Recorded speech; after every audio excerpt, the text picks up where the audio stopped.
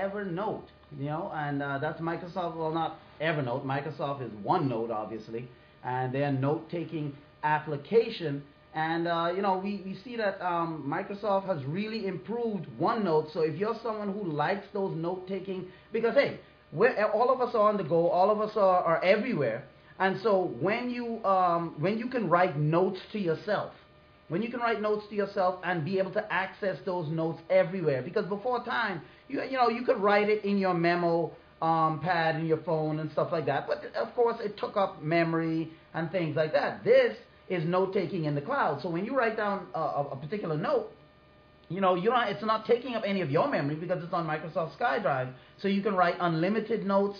You can have as big notes as you want. But the improvements that they're making on these notes, on OneNote, is the fact that multiple updates can happen at the same time. Now, last but not least with this, all three apps are now available with no limit to the number of notes you can create. There's no limit to the number of notes. And when we say all three apps, we're talking about the Android, we're talking about iOS, for the iPad, iPhone, stuff like that. So all of those, and it probably should have been like that, obviously, from the start when you have unlimited notation. But they got to have something to upgrade. So at least the company finally did it. So at least you got to say that. But here's the combined OneNote for iPhone and iPad changes that's going on. Now you're going to have updated navigation, making it easier to view and find your notes, improved note formatting and consistency across your devices. You can create tablets and edit existing tablets. Tables, so you can create tables and edit existing tables. You can ink annotations and rich text formatting, now viewable. Full page views lets your note fill the screen, automatically sync your note to SkyDrive Pro and SharePoint. Most recently use notebook list sync across devices, optimized for iPhone 5 display. And then for the Android, the new features are the new note formatting options and full fidelity viewing, support of Office 365 based notebooks, support for roaming, most recently used list, home screen widgets with quick actions for capturing photos and audio notes and stuff like that. You can create audio notes. The search has been improved, and Microsoft refers to this release internally as version 2.0 as OneNote apps. Now, the company says that they are based on an almost entirely new code base that delivers a full-powered OneNote experience across each device with more reliable sync that, according to them, just works. So this is definitely going to be something good. So if you're someone out there, you like OneNote, or you're new to online or cloud note-taking, I would give OneNote a chance, right away, because, there's hotspots everywhere. So it's not like you're not going to be able to get your notations or find your notes and stuff like that. There's hotspots everywhere. So if I were you, and you're new to it, and this is something you want to try, definitely go to the Google Play Store and download OneNote. Definitely.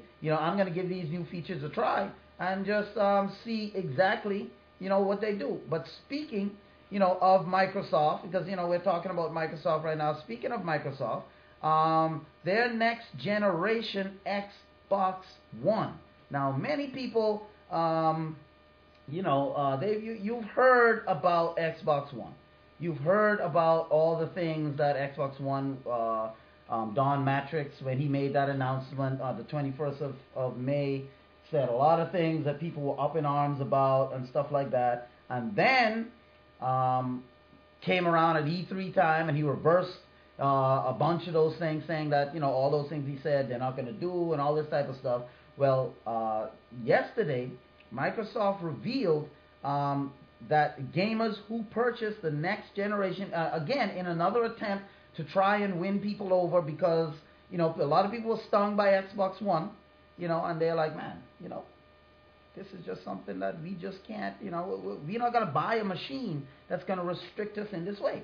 So many people were, or are turned off by Xbox One. So in an additional attempt to regain gamers, and the hardcore audience, Microsoft said that then if you purchase that next gen console of Xbox One, you will be able to enter download codes simply by holding it in front of the new Xbox One Connect. So if you have a 25 character download code, so let me ask you, Xavier, behind the mic there, if you bought a new game, right? Let's say you bought a new game and it has a downloadable code that gives you extra levels, but you have to type this 25 character code. You know, the codes will have like lowercase j, capital B, 10, you know, and stuff. And then sometimes it's hard to tell whether the 0 is a 0 or it's an O, you know, and stuff like that. Would you prefer to have to type all that stuff in, or would you prefer to just hold it up to the Connect and just let it scan it? Actually, I would prefer the one where you just hold it up in front of the Connect and scan it. Well, why would you prefer that? Is it to make it easier, or why would you prefer to scan it rather than typing it in? It's easier for me. It's easier for you. So, would you say that this is a good update to Xbox One? That's something Microsoft is good that they did? Yes. So let me ask you this now. If you were thinking of getting a PS4, right? Let's say that's your mindset. Mm-hmm. And Microsoft, and you know that when you buy games, there's going to be a lot of codes that you're going to have to download. And PS4 isn't offering that. They're just, you have to type in every code. Would this update make you think about, maybe I should get, like say your mom said you could get either Xbox One or PS4. You can't get both, one or the other. And you heard this thing. Would this make you, or you would still go PS4?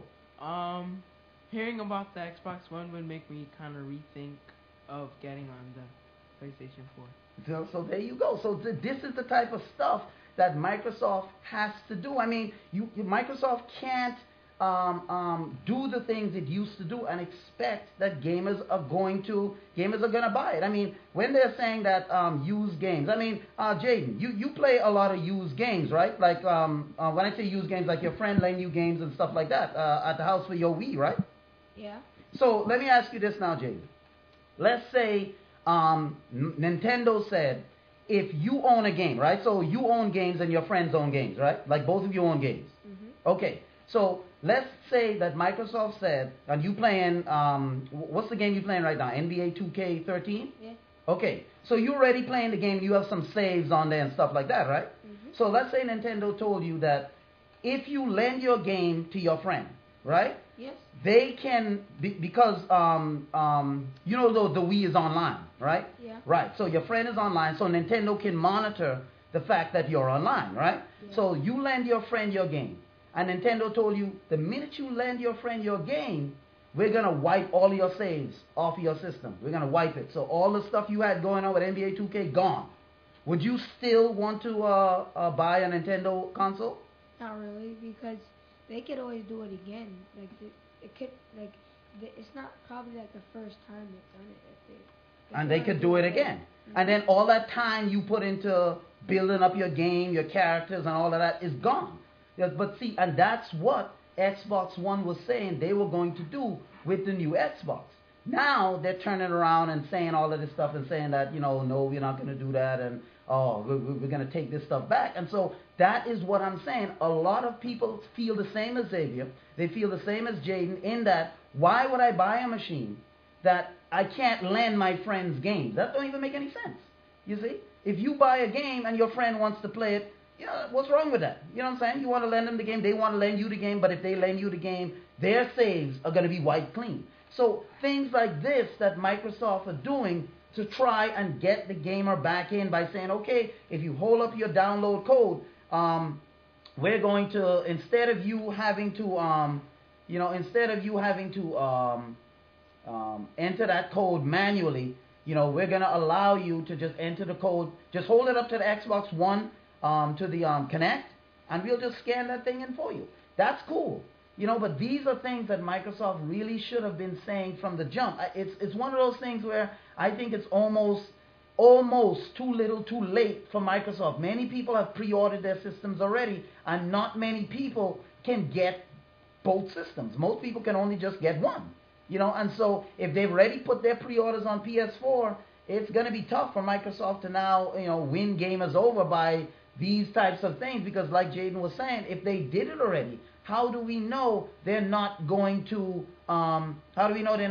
just do it again? You know, how do we know that they're not going to, after I get the Xbox One, they're going to say, oh, by the way this and by the way that. So, I mean, it's good that Microsoft is trying to make these changes. Like Devin said yesterday, it's a good thing, but it's one of those things that I think, unfortunately, for Microsoft, I don't know. It's almost like people have made their decisions already because Microsoft is continually falling behind in the pre-order wars for the new console. So I don't know. I mean, Devin, what do you think? Do you think Microsoft can make up the ground that they're losing right now? I mean, they're not coming out till November. So it's July. You got July, August, September, October. I mean, but when you look at the pre-order numbers, Microsoft is falling more and more behind. In other words, the gap is getting wider.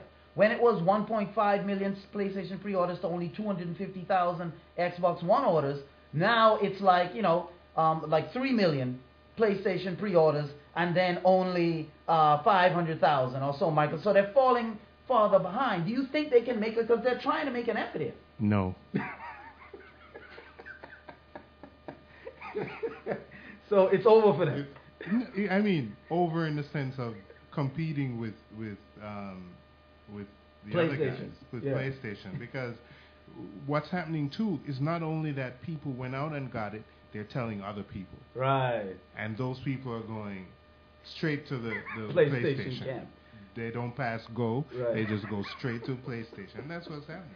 So. That's what's happening. So, I mean, if you are out there and you're saying which systems should I get, right now it's looking like PS4 is that clear winner. Now, we're up against a break, but coming up after the break, we're going to tell you about the Sharp 4K Ultra HD 32-inch monitor. But again, there's a warning with it that I'm going to let you know coming up after this. So just hang in there. More of Tech Pulse right after these messages, right after the break. So just stay tuned. If you want to make sure you get the correct TV and monitor, stay tuned right after this. No, really, right after this.